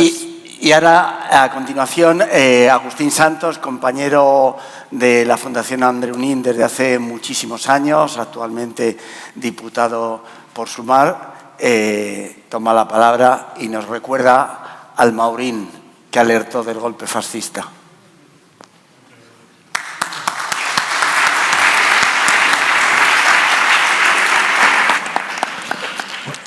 Joaquín Maurín fue elegido diputado el 16 de febrero de 1936 y fue elegido por el Front d'Esquerres, que fue la coalición que se organizó en Cataluña en solidaridad con lo que después se llamaría el Frente Popular en el resto de España. El Front d'Esquerres estaba organizado básicamente apoyándose en el pilar que era Esquerra Republicana de Cataluña, 3 grupos escindidos de Esquerra Republicana de Cataluña con diferentes matices en su estrategia y en su táctica, y por 3 organizaciones que se reclamaban del marxismo: el POU, que dirigía Joaquín Maurín, el Partit Comunista Proletari y el Partit Comunista de Cataluña, que poco después se fusionarían y se integrarían en el PSUC, que sería la organización que todos hemos conocido en Cataluña. El Frente d'Esquerra tenía un programa peculiar basado en la herencia de lo que había ocurrido en octubre del 34 con la proclamación del Estat català. Era un programa basado en la amnistía de todos los que habían sido represaliados por participar en ese movimiento, la recuperación del Estatuto de Núria y la recuperación de la Generalitat y de las instituciones propias de Cataluña. En Valencia también hubo un Front d'Esquerres que también actuó con su propia peculiaridad, y todos ellos participaron en el gran movimiento y movilización popular que supuso el Frente Popular. Sin embargo, como todos sabemos, la constitución del Frente Popular no fue nada fácil. No fue nada fácil esa unión de esa coalición de republicanos, socialistas y las diferentes corrientes comunistas de la época. Y no fue fácil comenzando porque la estrategia de Manuel Azaña, que se había convertido en el gran héroe, la gran figura y la gran personalidad después del movimiento del 34, y que había sido encarcelado, con el conjunto, todo hay que decirlo, de la dirección socialista que había apoyado el proceso, con la excepción de Indalecio Prieto, que se consiguió exiliar en París. Su estrategia partía de 3 puntos, de 3 experiencias importantes. La primera es que se había perdido las elecciones de noviembre del 33 porque los republicanos no habían ido con los socialistas en la coalición y ello había permitido la victoria de las derechas. Luego había que corregir ese punto. El segundo punto importante es que el objetivo para Azaña era recuperar un centro republicano que la polarización que se estaba produciendo estaba erosionando y destruyendo, y él pensaba que tenía que ampliar el espacio del republicanismo por esos sectores, esas capas medias urbanas que de alguna manera en esa polarización se estaban deslizando hacia la extrema derecha o hacia la izquierda, y hacia la izquierda socialista y comunista. Y el tercer aspecto es que para evitar ese proceso de radicalización impuso un veto al comienzo a la participación de ninguna otra organización a su izquierda que no fuera el PSOE. Y el PSOE determinado por la mediación de Indalecio Prieto, mientras que la corriente que encabezaba Largo Caballero tenía enormes dudas. Y esas enormes dudas es porque el balance del ala izquierda del Partido Socialista, de la izquierda socialista, con Largo Caballero, presidente del partido en aquel momento, secretario general de UGT y la figura más importante del movimiento obrero en ese instante, había sido completamente distinta de lo que había ocurrido no solamente en octubre del 34, sino de la línea continua que iba desde la huelga general de 1917, empezando por los ferrocarriles, donde la dirección socialista había ido a la cárcel por falta de apoyo y de solidaridad del movimiento republicano que se iba a movilizar. A continuación, con la campaña del 31 de abril, después del Pacto de San Sebastián, donde tampoco él consideraba que la actividad de los republicanos había estado a la altura de las necesidades y del compromiso de la dirección del Partido Socialista, y, por supuesto, tenía miedo que en un momento como el actual, después de que el republicanismo hubiera demostrado durante el Bienio Negro su incapacidad de movilización popular y social, el peso recayese completamente sobre el Partido Socialista y sobre el conjunto de la clase obrera, y había que buscar los aliados y abrir su espacio político, no por la derecha, como quería Azaña, a través de esa búsqueda del centro social y político, sino hacia la izquierda, intentando unificar al conjunto de las fuerzas de izquierda, de los partidos obreros, de los sindicatos, hacer una gran alianza entre la UGT y la CNT como punto de partida, y a partir de ahí construir un gran partido unificado de la clase obrera inspirado en el marxismo. Estos dos proyectos distintos que aparecen en el Frente Popular, en su constitución y en su formación, van a ser decisivos para todo el periodo que va desde febrero del 36 hasta el golpe y la sublevación militar el 18 de julio del 36, y en esos 5 meses es donde se desarrolla la actividad como diputado en Madrid de Joaquín Maurín, con continuos viajes, que va a estar precisamente centrada en cómo apoyar ese proceso hacia la izquierda, cómo apoyar el reforzamiento del sector largocaballerista y de la izquierda dentro del Partido Socialista y asegurar un proceso de estrategia. Porque hay algo en lo que Largo Caballero y Maurín coinciden, y es su dictamen de la capacidad de llevar a cabo la revolución democrática de la burguesía republicana y en general de las capas medias en la República Española. Ni Largo Caballero ni Maurín, después de la experiencia que habían vivido durante todo el periodo del 17 hasta las elecciones de febrero del 36, creían que era capaz de impulsar esa revolución democrática, y que no impulsar esa revolución democrática implícita en la proclamación de la República, se iba a bloquear el proceso de modernización del país, del cambio político, y se iba a producir el peligroso ascenso del fascismo sobre la base del desengaño, de la falta de un proyecto progresista, de un modelo de país distinto que ofrecer al conjunto de las clases trabajadoras y a la mayoría. El proceso de polarización que tiene lugar durante el Bienio Negro es importante, porque es un pulso que nos recuerda algo estos días. Es un pulso que comienza porque la derecha monárquica, la derecha que ha perdido las elecciones municipales de abril del 31, se reagrupa, y se reagrupa en torno a 2 o 3 puntos fuertes claves. Uno de ellos va a ser la CEDA de Gil Robles, el otro va a ser Renovación Española con los alfonsinos, con Calvo Sotelo, y a partir de ahí comienzan a atraer al resto de los sectores de la derecha española, los tradicionalistas, los fascistas de Albiñana, del Partido Nacional, y otra serie de fuerzas que se van a agrupar al final en la unión de derechas y agraria. Este va a ser lo que ellos van a llamar el bloque contrarrevolucionario, que en el año 33 va a dar un golpe de timón y va a hacer una lectura reaccionaria de la Constitución republicana para corregirla en torno a los intereses de las clases dominantes y de la derecha. Largo Caballero queda en minoría en un momento determinado, en el mes de diciembre del 35, en la dirección del Partido Socialista. Va a conservar la Secretaría General de la UGT y va a ser Indalecio Prieto el que ocupe la dirección del Partido Socialista. Esto va a facilitar las negociaciones que se producen entre la salida de la cárcel de Azaña en Madrid y las cartas que envía a Indalecio Prieto en París. Y al final se va a llegar a una especie de situación en la que Largo Caballero analiza que su proyecto de bloque de izquierdas, de unidad de todas las izquierdas, de política de frente único de todas las izquierdas, tiene inevitablemente que pasar por una fase de transición que es participar en esa coalición republicana que propone Azaña y transformarla para que pueda ser el peldaño, el punto de partida para la transformación social, con un nuevo sujeto en la Revolución Democrática que sea el que cambie la correlación de fuerzas dentro de la Segunda República frente al ascenso de la derecha y de esa Unión Democrática, de esa CEDA y de ese tal.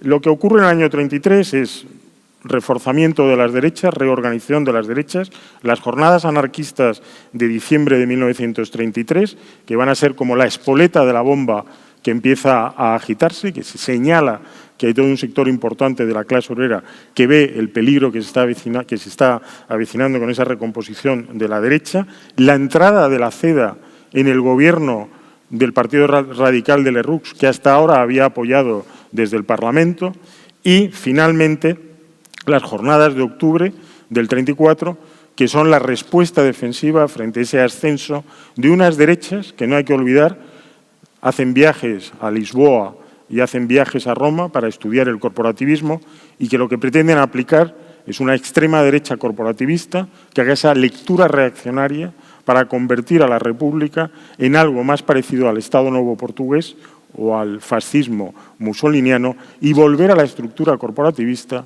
que para las clases dominantes había funcionado de lo que había sido la dictadura de Primo de Rivera.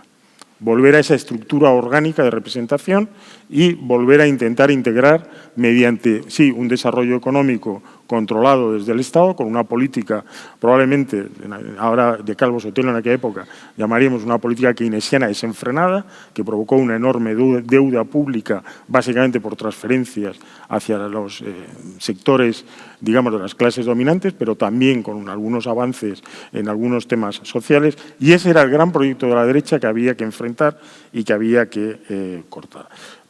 Recomiendo la obra de otro militante del POUM, Jalones de derrota, promesos de victoria, de Grandizo Muniz. Grandizo Muniz fue el representante de la izquierda comunista en Madrid, en la Alianza Obrera, y es una obra que se puede bajar desde el Internet y que es bastante interesante para comprender el proceso que se desarrolla en aquel momento. Finalmente, Azaña reconoce, gracias a Indalecio Prieto, la necesidad de, si quiere constituir su coalición republicana, de que entre no solamente con un peso decisivo el ala largo caballerista del PSOE, sino también arrastrada por este ala largo caballerista, impuesta por ellos, la presencia del Partido Comunista, que va a tener cuatro diputados, del Partido Sindicalista de Ángel Pestaña, con 1, y del POUM, que será Joaquín Maurín. Y Joaquín Maurín solo tiene una intervención en las Cortes. Esa intervención se produce el 16 de junio de 1936. Es una intervención que hoy conocemos bajo el título contra el fascismo, pero que en realidad no era exactamente el objetivo prioritario de su intervención, aunque sí un aspecto muy importante. Este discurso, que es de cuatro páginas, y da 3 minutos y medio en leerlo, se puede leer en la página inicial de la Fundación Andreu Nin, gracias a que hoy se ha colocado ahí para que yo pudiera hacer esta referencia aquí para comenzar el resumen de lo que supuso ese discurso. El discurso un discurso de nuevo sobre cuatro páginas y media, está organizado en torno a 5 puntos. El primer punto de ellos, con el que comienza, es lo que Maurín llama la contradicción del Frente Popular. Esa contradicción entre la estrategia de Azaña y la estrategia de Largo Caballero. Esa contradicción hace que al inicio de la nueva legislatura, que ha empezado en febrero del año 36, se produzcan gobiernos republicanos sin representantes socialistas dentro del gobierno. Ni el gobierno de Azaña, ni el gobierno de Casares Quiroga van a tener representantes socialistas cuando ya había habido 3 ministros socialistas en el primer bienio de la República. Y la lectura que hace Maurín y que hace todo el mundo es que la estrategia de Azaña se ha impuesto. Que el programa de progreso social, que el programa también de reforma autonómica y territorial, que la reconstitución del Estado en torno a ese eje territorial y en torno al eje social progresista se ha frenado, porque la principal preocupación de estos gobiernos republicanos es frenar el ascenso de la derecha respondiendo a una especie de ablandamiento de la polarización para recomponer y reconquistar ese centro hipotético que quieren buscar y que quieren localizar y que no encuentran en esa situación. Y por lo tanto Maurín empieza el discurso diciendo: han pasado en este instante 4 meses desde que hemos tenido 2 gobiernos ya, gobierno Azaña, que ha pasado a presidente de la República y por eso ha entrado Casares Quiroga, seguimos sin representantes socialistas y las promesas de cambio social y de nueva estructura territorial del Estado siguen sin cumplirse, porque nos hemos topado con un techo de cristal que impone una reducción de nuestro programa, de nuestras aspiraciones. Si se lee el programa del Frente Popular, uno encontrará una cosa que hemos vuelto a repetir estos días, aunque sea con la firma del PSOE y de Junts.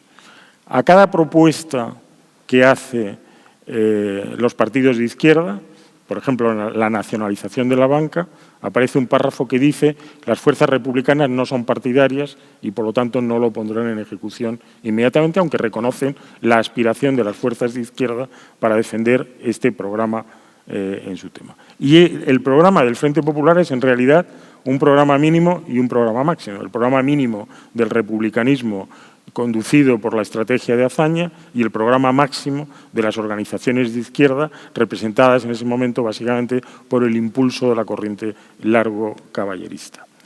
Este es el primer punto en el que se va a centrar Maurín en su discurso. Y lo que viene a decir es que si no se resuelve esa contradicción, si no se vuelve a hacer el análisis y el punto de partida de que la revolución democrática solo puede ser impulsada en esta etapa ya por las fuerzas trabajadoras, por los partidos, por los sindicatos y por las organizaciones populares, no se podrá salir de esta contradicción fundamental que está ahogando a la República del Frente Popular. Como sabemos, esta contradicción solo empezó a resolverse después de la insurrección de lo militar del 18 de julio de 1936, cuando se formó el gobierno Largo Caballero, apoyado también en sectores de la CNT, y ese fue el punto inicial de ruptura de esa contradicción que Maurín había pedido y que había, digamos, de alguna forma anticipado antes. El segundo punto del discurso gira en torno a la democracia y en torno a 2 puntos. El primer punto es una herencia de la primera restauración. Es que las garantías constitucionales habían sido suspendidas sistemáticamente durante la dictadura de Primo de Rivera, durante el gobierno Berenguer, y los primeros gobiernos de la República, en el primer bienio y en el segundo bienio, habían continuado con esta práctica de suspensión sistemática de las garantías constitucionales. Teníamos una Constitución, la Constitución de la República, que era un modelo de constitución progresista en europea, con la contradicción inherente de que no se aplicaba en el territorio en el que se había proclamado y en el que se había adoptado. Y esta falta de garantías constitucionales era un impedimento fundamental para la organización de las organizaciones obreras y impedía ese proceso de autoorganización y de autoeducación que exigía la estrategia de un frente único y de un desarrollo de la revolución democrática. Y el segundo aspecto democrático fundamental era la cuestión de la amnistía. El Frente Popular había ganado las elecciones con una gran movilización a favor de la amnistía de los presos y represaliados de las jornadas de octubre del 34, que de nuevo, a pesar de toda la propaganda que escuchamos, fueron unas jornadas defensivas contra el movimiento corporativista, contra las concentraciones en el Escorial y en Covadonga de las camisas pardas de la CEDA, que clamaban a Gil Robles como el nuevo caudillo. Esa era la palabra utilizada. Y esa amnistía se había producido gracias a la movilización popular de ir a las cárceles, abrir las puertas y sacar a los presos que habían luchado por la República desde su inicio en el 31. Pero no se había conseguido pasar una ley de amnistía por el Parlamento. No había habido un debate porque había quedado bloqueado cada vez por las fuerzas de derechas y era especialmente un punto sangrante porque lo primero que había hecho la CEDA cuando había entrado en el gobierno en el año 34 fue proclamar una ley de amnistía que dio la libertad a los implicados en la sublevación militar de Sanjurjo en el año 32. Y por lo tanto, la comparación entre la ley de amnistía de la CEDA del año 34 y la falta de una ley de amnistía, aunque los presos habían sido sacados por el movimiento popular después de febrero del 36, en gran medida era un tema que escocía profundamente la conciencia democrática de las izquierdas. El tercer eje fundamental, y de alguna manera nos vuelve a sonar, era el tema de la administración de la justicia.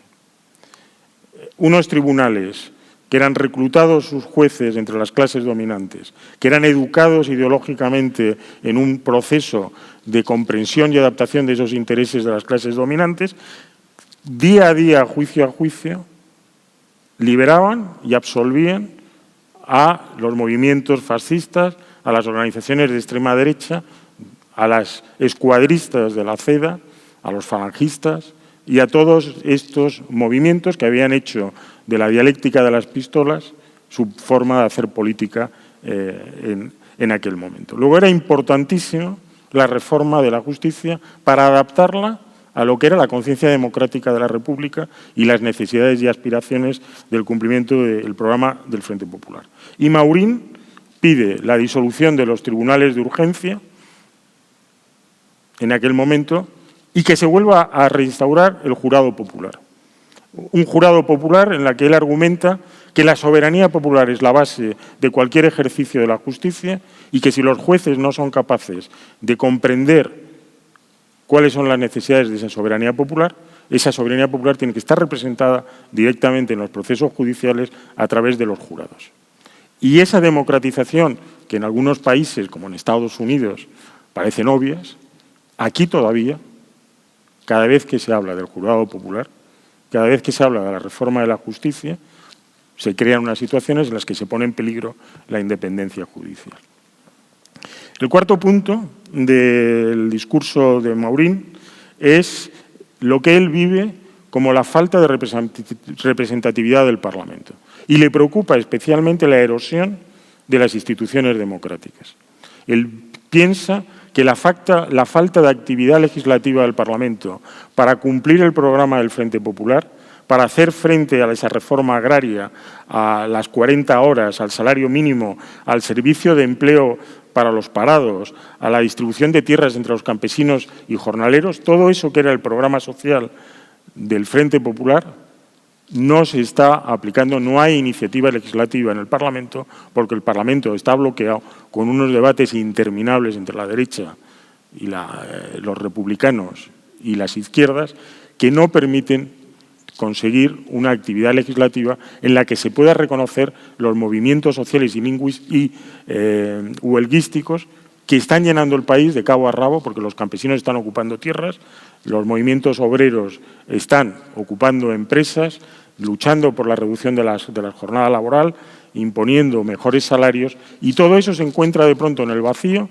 Hay un gran movimiento en la calle sin que haya una respuesta y tal en el Parlamento. Y lo que Maurín analiza es que la principal institución de este proceso democrático a nivel legislativo se está erosionando y es peligrosísimo para el futuro de la revolución democrática. Y él lo que pide es evitar ese desengaño, porque ese desengaño es la semilla de la contrarrevolución fascista, de la contrarrevolución reaccionaria, y si las instituciones democráticas no actúan como esperan de ellas los ciudadanos, lo que viene es la reacción y la contrarrevolución, buscando en otras instituciones no democráticas, como el ejército, las soluciones para los problemas a los que se tienen que enfrentar. Y el último punto es efectivamente el que da el título, que es sobre el fascismo. Maurín había hecho un análisis profundo del fascismo antes, del desarrollo de la extrema derecha europea con todos sus matices. En el año 32 había habido el Estado Novo en Portugal, en el año 33 Dollfuss en Austria. Viven en ese momento obsesionados con que de verdad la alternativa, si no se consigue avanzar en la revolución democrática, es esa contrarrevolución reaccionaria que en toda Europa empieza a extenderse, empieza a ocupar lugares con matices, con diferencias, pero en las que, digamos, están cambiando la correlación de fuerzas del conjunto. Y, por lo tanto, hay una ventana de oportunidad. Esa ventana de oportunidad se llama la Segunda República, se llama la victoria del Frente Popular, y es por ahí por donde hay que intentar cambiar la correlación de fuerzas para también cambiar la correlación en el conjunto de Europa. Y esa es la visión que él ha desarrollado antes en el debate que hay sobre cuál es el balance de octubre del 34, en la que él contribuye con el libro que hemos comentado de Hacia la Segunda Revolución o Reforma y Contrarrevolución, según las distintas versiones del mismo libro, que sigue siendo hoy, como decía Fernando, un libro de inspiración, porque establece además claramente que el objetivo de esa segunda revolución es una revolución democrática, es una revolución que tiene que asegurar la libertad republicana de los ciudadanos, asegurando las condiciones básicas de su existencia, asegurando que sean ciudadanos de verdad, porque se han nacionalizado las tierras. Tenemos ferrocarriles modernos que se han nacionalizado para hacer inversiones centrales, la gran industria, las minas y la banca. La modernización industrial del país se tenía que hacer desde el Estado, se tenía que hacer con unas inversiones centrales que, por otra parte, era lo que estaba ocurriendo, pero de una forma reaccionaria, de una forma contrarrevolucionaria en Italia, en Portugal y en Alemania. ¿Qué podemos aprender de Maurín hoy? Esta, por supuesto, es la última gran pregunta saliendo de la coyuntura en la que él hizo su discurso en el año 36. Bueno, todos tenemos la experiencia de lo que está ocurriendo desde las elecciones del 23 de julio y especialmente desde el fracaso de la moción de investidura de Feijóo.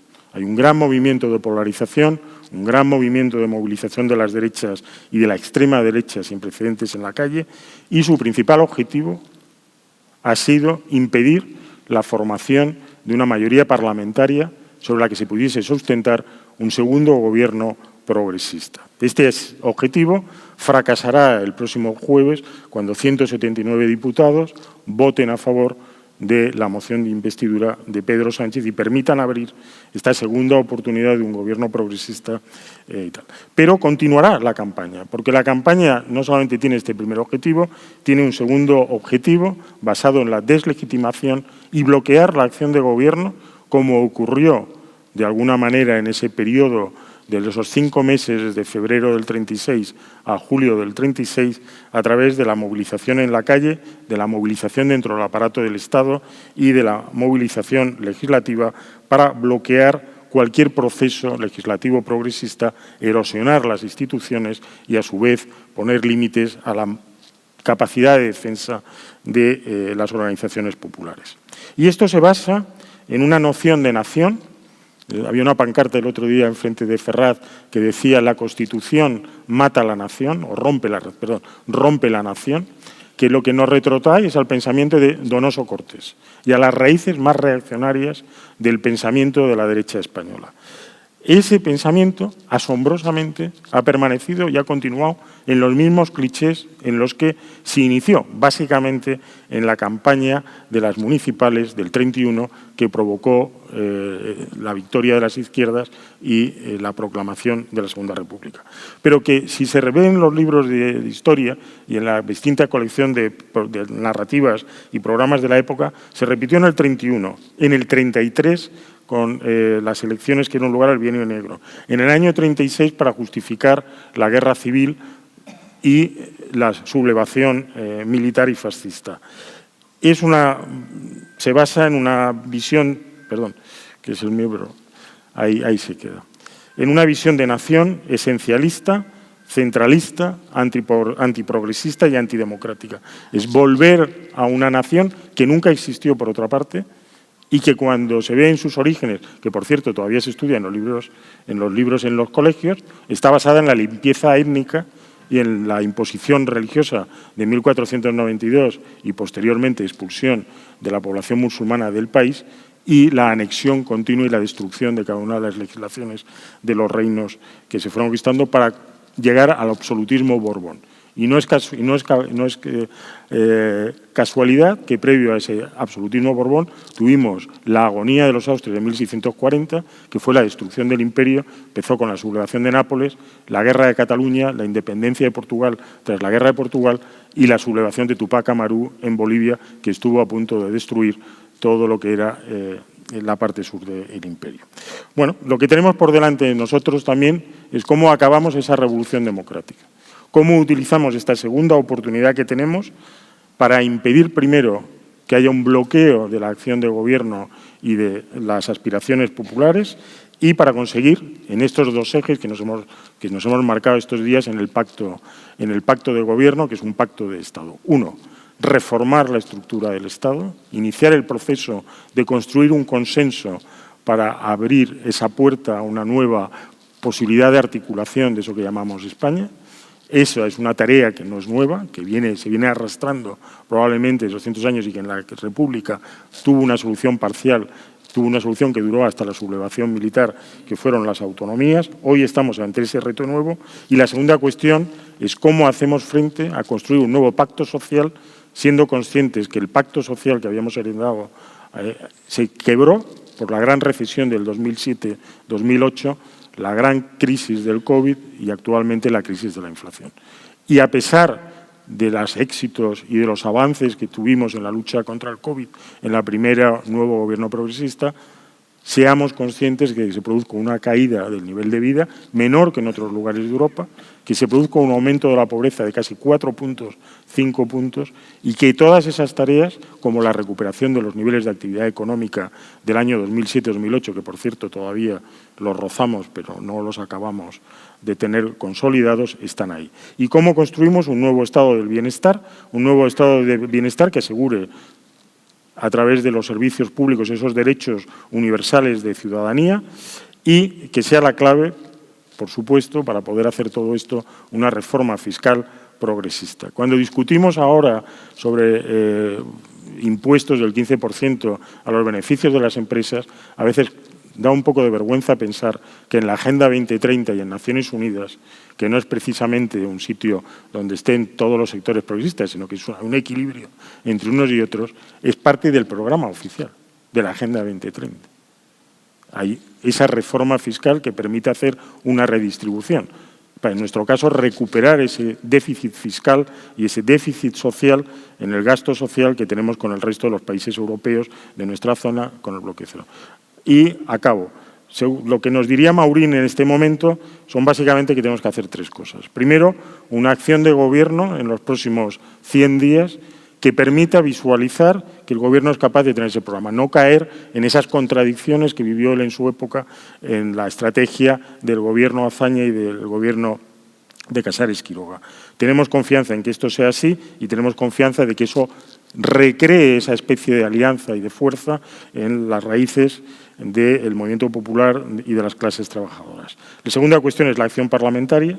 Necesitamos una acción legislativa en la que se visualice esa mayoría de 179 votos y que podamos demostrar que somos capaces de legislar en los próximos 4 años avanzando en esa agenda social y territorial. Y el tercer eje fundamental es una acción ciudadana de los sindicatos, de las asociaciones de todo tipo, que permitan convencer y desarrollar esa hegemonía que necesitamos para cambiar la correlación de fuerzas también en las calles y restablecerlas para la convivencia democrática. Yo creo que esas tareas son las que nos ilumina Maurín desde el pasado y las que tenemos nosotros por delante. Muchas gracias.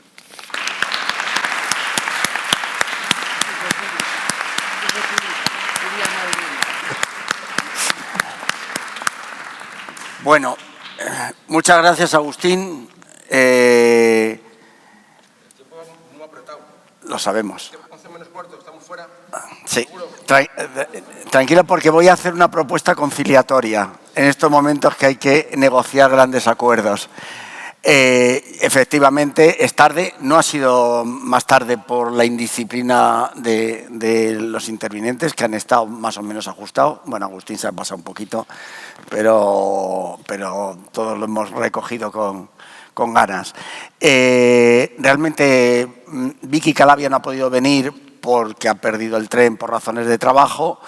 Y el documental, el fantástico documental Las cerezas del exilio, dura 56 minutos.